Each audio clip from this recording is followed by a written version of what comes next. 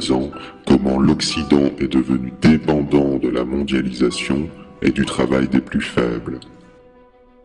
Malgré que nous soyons les plus grands consommateurs de matières premières, nous possédons également la plus grande économie immatérielle. Grâce à la mondialisation et au pétrole bon marché, l'économie matérielle s'est délocalisée, au point où la presque totalité des objets présents dans nos domiciles viennent d'ailleurs, généralement d'Asie. Une grande partie de l'économie du Nord est donc devenue immatérielle. On parle d'une économie d'intelligence ou de service.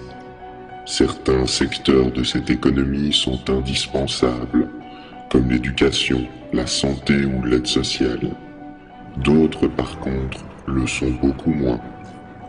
Prenons le cas de Wall Street, qui versera quelques 144 milliards de dollars de rémunérations diverses cette année à brasser du vent.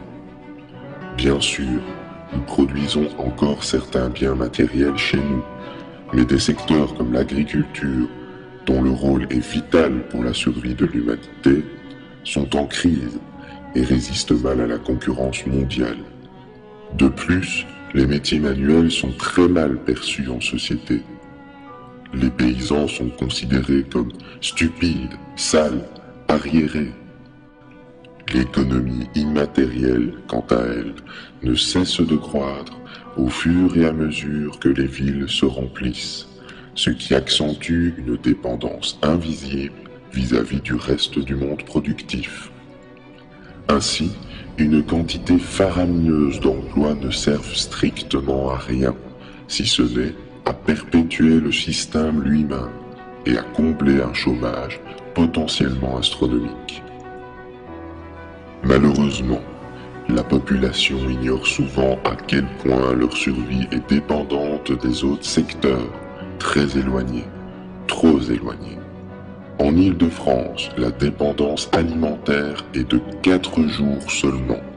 En cas de pénurie de pétrole par exemple, ce qui est envisageable d'ici 40 ans, et sans énergie pour le remplacer, tous les transports aériens et motorisés seront bloqués et toutes les grandes villes seraient plongées soudainement dans l'anarchie, faute de nourriture, faute de pouvoir se déplacer. Les néolibéraux estiment que l'homme survivra par un effort soudain d'adaptation ou par l'apparition miraculeuse d'une technologie.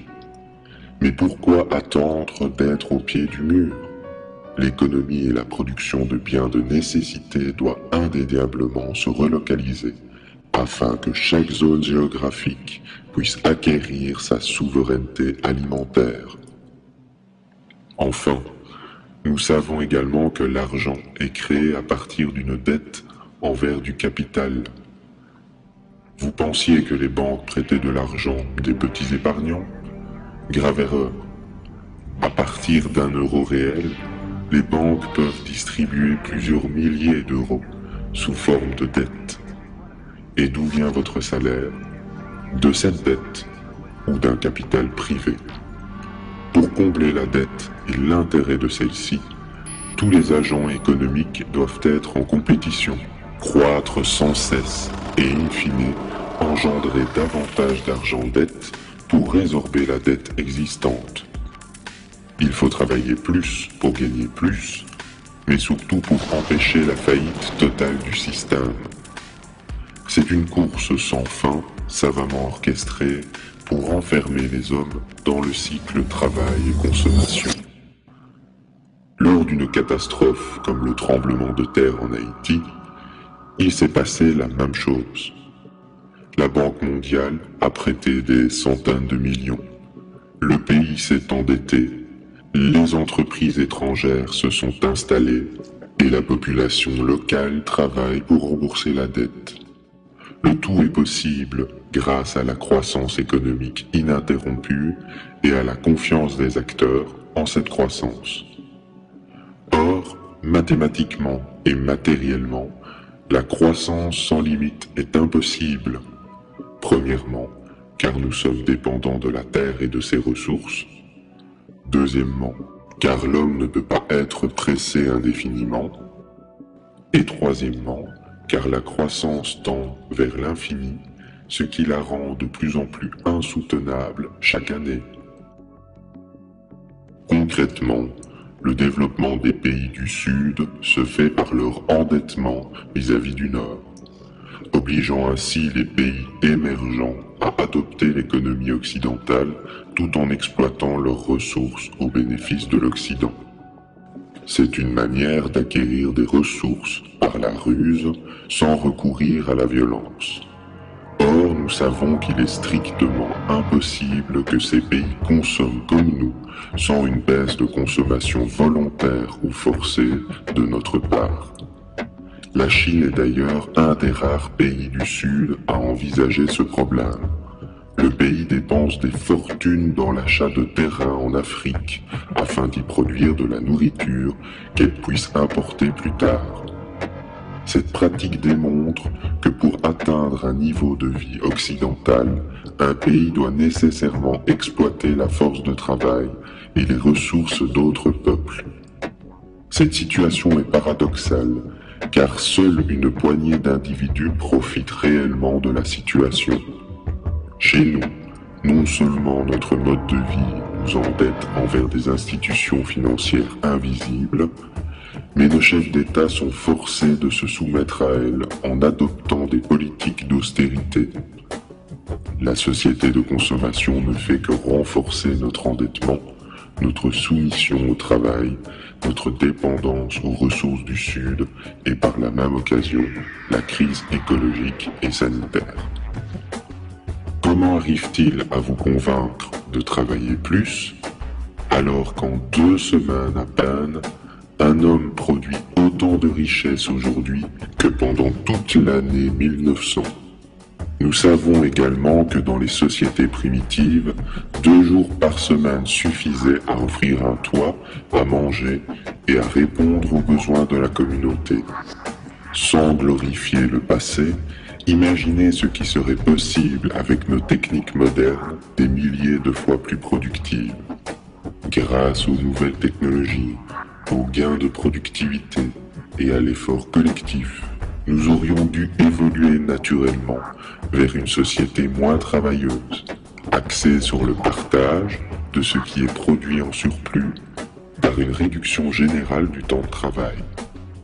Se libérer du travail, ce que nous appelons le chômage, était une fatalité, un aboutissement de l'évolution. Nous en avons fait un tabou. Comme ce fut le cas tout au long de l'histoire humaine, un système en remplace un autre quand il atteint ses limites. Ce dont nous avons besoin, ce n'est pas seulement d'une révolution économique, mais également d'une révolution psychologique, d'un basculement des valeurs qui mènera à un changement de paradigme vers une société où l'égalité prendra un sens réel. Cela ne signifie pas que le travail va cesser d'exister. Une société sans activité ne peut pas être viable. Nous avons besoin localement d'une activité humaine, mais qui ne soit pas basée sur l'endettement, la croissance à tout prix ou le consumérisme. L'activité humaine est essentielle, mais il semble évident qu'une partie de cette activité aujourd'hui est contre-productive en raison de la pression sociale et environnementale qu'elle occasionne. S'il y a une leçon à retenir de cette histoire, c'est de ne pas stigmatiser les individus en marge de la société de consommation, comme les pauvres ou les inactifs, car pragmatiquement, leur impact social et environnemental est bien moindre qu'un consommateur lambda. Il faut aussi comprendre que pour chaque emploi inutile ou nuisible que nous exerçons, c'est la collectivité qui en supporte le coût indirect. Les modes de vie simples et locaux, collectifs ou non, ne doivent pas être stigmatisés, car nous savons désormais qu'être trop productif n'est pas synonyme de bonheur et que la fin du pétrole va de toute manière ralentir et relocaliser notre existence.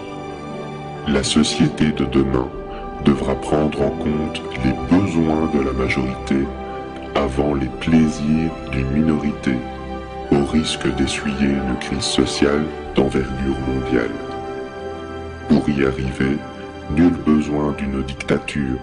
Le changement est en chacun de nous.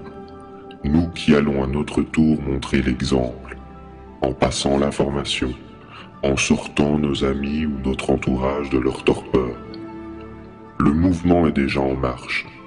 Nombre d'entre vous, dans les marges de la société, créent le changement, s'investissent dans des associations, informent leur entourage de la réalité, construisent leur autonomie, objectent la croissance, adoptent la simplicité volontaire ou favorisent la production locale des ressources. Gandhi disait, pour changer le monde, il faut se changer soi-même. Ainsi, nous ne pouvons envisager de changement sans à la fois remettre en question notre manière de penser, notre manière de consommer et notre manière de travailler. Pour un avenir serein. Merci.